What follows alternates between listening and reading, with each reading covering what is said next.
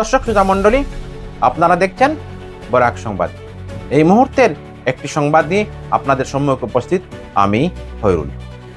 প্রদেশ কংগ্রেসের সাধারণ সম্পাদক আনোয়ার হোসেনের হাত ধরে প্রায় শতাধিক সমর্থক নিয়ে কংগ্রেস দলে যোগদান করলেন বিশিষ্ট সমাজসেবী আলহাজ মফিজুল হোসেন বড়বইয়া। শিলচরে বিশিষ্ট সমাজসেবী তথা আলহাজ মফিজুল হোসেন বড়বইয়া শনিবার জেলা কংগ্রেসের প্রাক্তন সভাপতি প্রয়াত কর্ণেন্দু ভট্টাচার্যের অবক্ষ মূর্তি উন্মোচনী আলোচনা সভার মঞ্চে প্রায় 100 জন সমর্থকদের নিয়ে অসম প্রদেশ কংগ্রেসের সাধারণ সম্পাদক আনোয়ার হোসেনের হাত ধরে কংগ্রেসের সদস্য পদে যোগদান করেন।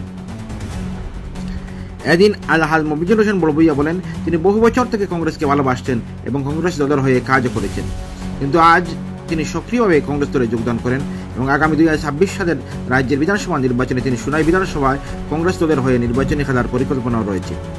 দল যদি তাকে মনোনয়ন দেয় তবে তিনি নিঃসন্দেহে জয়ী হবেন, আর যদি কংগ্রেস দলীয় টিকিট না পান তাহলে দলের হয়ে কাজ করে যাবেন বলে উল্লেখ করেন তিনি। ওনার সমর্থকরা বিপুল উৎসাহের মধ্যে কংগ্রেসে যোগদান করেন।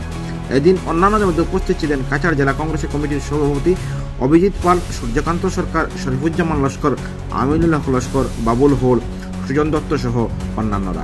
দেখুন এই প্রতিবেদন। আসসালামু আলাইকুম, নমস্কার।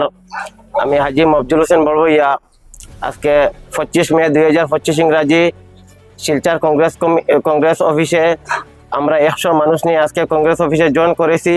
অ্যাকচুয়ালি আমি অরিজিনাল জন্ম থেকে আমি কংগ্রেসি মানুষ, কিন্তু আমি ওপেনলি আজকে কংগ্রেস অফিসে জয়েন করেছি।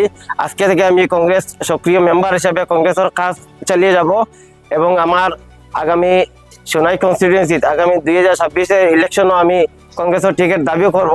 যদি আমাকে টিকিট দেওয়া হয় তাহলে আমি কংগ্রেসের পক্ষ থেকে আমি কংগ্রেসে এখানে প্রতিদ্বন্দ্বিতা করব। যদি না দেওয়া হয় তো আমি কংগ্রেসের সঙ্গে থাকবো এবং আজকে থেকে কংগ্রেসের সব প্রোগ্রাম এবং সব সভাতে আমি কথা বলতে চাই যে আমাদের মফিজুল হোসেন বড়বইয়া সাহেব যখন একজন ভালো মানুষ হিসাবে আমাদের সোনাই কনস্টিটিউট থেকে টিকিটের দাবিদার, হ্যাঁ আমরা চাই যে ওই রকম মানুষের দরকার সোনাই কনস্টিটিউটের ভিতরে। এর পূর্বে অনেক ছিলেন, ওরা চলে গেছে, কিন্তু সত্যিকারের দুইজন হাজি মানুষও আছেন, ওনার অনেক অবদান আছে, নানান ধরনের লাইনে ওনার বড় বড় অবদান আছে, আর উনি গরিব জনসাধারণের জন্য খুব একজন জনপ্রিয় লোক। আমরা চাই আমরা সোনাই প্রত্যেক মানুষ তার সঙ্গে থাকবো। যদি সত্যিকারেরভাবে যদি তান গরিব সাথে যেরকম কাজ করে যাচ্ছেন গরিবদের জন্য, ওরকম করে যান অসহায় লোকের জন্য, তাহলে আমরা সোনাইবাসী নিশ্চয়ই তার সঙ্গে থাকবো। আমরা ভোটার, আমরা কোনো নেতাও নয়, আমরা ভোটার হিসাবে কাজ করব এবং সবাইকে ওনাকে ভোট দিয়ে বিপুল ভোটে জয় করাবার জন্য 2026 অনুরোধ রাখবো সবার কাছে।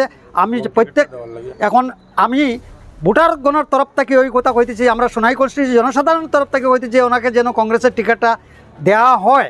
এরকম উপযুক্ত মানুষ সর্বপ্রথম আমরা সোনাই কনস্টিটিউটে পেয়েছি। এর পূর্বে একজন পেয়েছিলেন এনামুল হক লস্কর, এর দ্বিতীয় মঈনুল হক চৌধুরী স্তরের মানুষ বললেই উনিকে চলে। ওনার যে মাইন্ড মঈনুল হক চৌধুরীর মাইন্ডটা যেরকম ছিল ঠিক তেদ্রুপই ওনার মাইন্ডটায় কাজ করছে।